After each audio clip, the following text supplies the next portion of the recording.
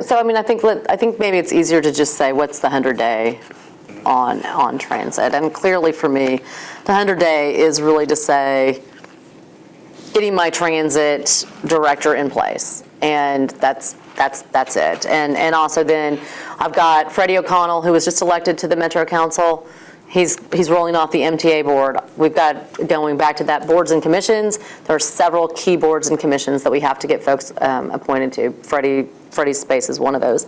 And then it's a lot about community engagement, because as I heard this on the campaign trail all the time. People have lots of ideas, and what we don't want to do is not engage the community. We see how that goes. So critical to that is doing all of that and getting that going. And then also the regional focus is part of that. The mayor's caucus is important.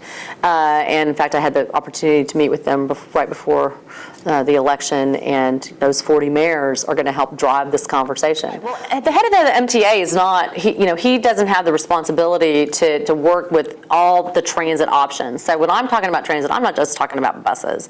And Steve Bland does a great job, and he wants to be much more collaborative around this. But my director of transit is looking at this in a very multimodal way and a very regional way with all of those departments. I've used this example before, and I'll use it again.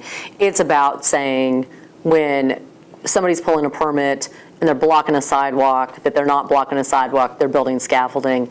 It's when somebody's putting a crane in the middle of the road, we're getting them out of that road faster so that traffic can flow faster. It's about how do greenways connect, how do sidewalks get to bus stops. And so many of our departments at the moment don't talk about transit together. And it's also about driving the complete streets model that we've talked about, saying, where are the complete streets that we can start to develop along our pikes and corridors to drive a lot more of our density? Because all of this is connected. I mean, the density, the transportation, the affordable housing, schools, and it's not all in a vacuum. Some of the things that are going to happen right off the back, and they're already in process, but they will happen actually in the next couple of weeks. The BRT light. And then the mobile app will finally be available. We are working on traffic synchronization. So all of those things are happening. So you'll see that immediately, and I think those are things that have been happening.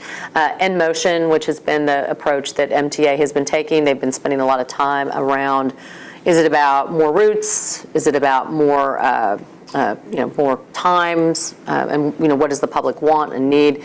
And I think I really heard it when I was on the campaign trail, when somebody would say, hey, look, I can get to my first job. I just can't get to my second job because they don't run that late, or it's too difficult. So, what is it that the public needs? And we are going to run free transit on Friday for the inauguration. We're going to let people get around town, and let's see how that does, if that increases transit remarkably or not.